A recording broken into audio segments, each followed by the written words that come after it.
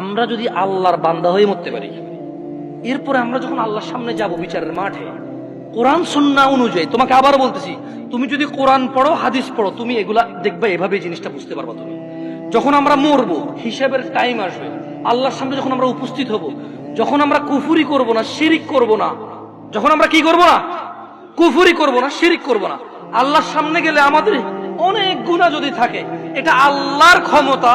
আল্লাহ আমাদেরকে শাস্তি দিবে অথবা ক্ষমা করবে। আল্লাহ আমাদের শাস্তি দিবে অথবা ক্ষমা করবে। এটা কার ইখতিয়ার? সিদ্ধান্ত কার? ধরে নাও আল্লাহ আমাদেরকে ক্ষমা করে দিয়েছে, তাহলে আল্লাহ আমাদেরকে জান্নাত দিল। কি দিল?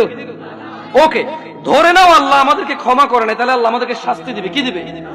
কিন্তু ওই যে আমরা মুমিন মুসলমান, এই শাস্তি চিরস্থায়ী হবে না। কি হবে না? কি হবে না? ওই যে যার যে অপরাধ, চুরি করলে 6 মাস জেল, ডাকাতি করলে 1 বছর জেল, মানুষ মারলে 12 বছর যাবজ্জীবন জেল, ওই হিসেবে আমাদের অন্যায় অপরাধ অনুযায়ী শাস্তি পাবো। কি পাবো?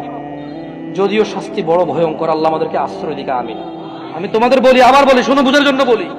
আমি তোমাদেরকে কি বলতে চাচ্ছি তোমরা কি বুঝতেছো ভাই? আমি বলতেছি না যে অপরাধ করো, আমি মূলত বলতে চাচ্ছি তোমরা মুসলমান হয়ে মরো ভাই। আমি মূলত বলতে চাচ্ছি আমি যাতে মুসলমান হয়ে মরতে পারি, কারণ মুসলমান হয়ে মরলে অন্যায় অপরাধ থাকলেও আল্লাহ যদি ক্ষমা করে তিনি গফুরুর রহিম, আর যদি আল্লাহ বিচার করে তাহলে তিনি কহার, কঠোর। তিনি যদি শাস্তি দেয়, কেউ শাস্তি ঠেকাতে পারবে না, কিন্তু তিনি কারো উপরে জুলুম করবে না, অপরাধ অনুযায়ী শাস্তি ভোগ করবে। এরপরে আল্লাহকে পবিত্র করে সুন্দর করে জান্নাতে ঢুকাই দেবে। আর শোনো শোনো শোনো শোনো শোনো শোনো শোনো শোনো, তোমার চাইতে ছোট জান্নাত কেউ পায় নাই। তুমি এই পৃথিবী সমান 10টা পৃথিবীর মতো জান্নাত পাবা। সুবহানাল্লাহ।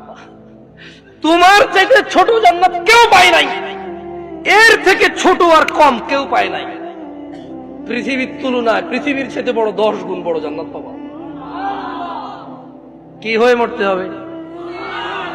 কয় রাকাত নামাজ পড়ে মুসলমানরা? কয় রাকাত?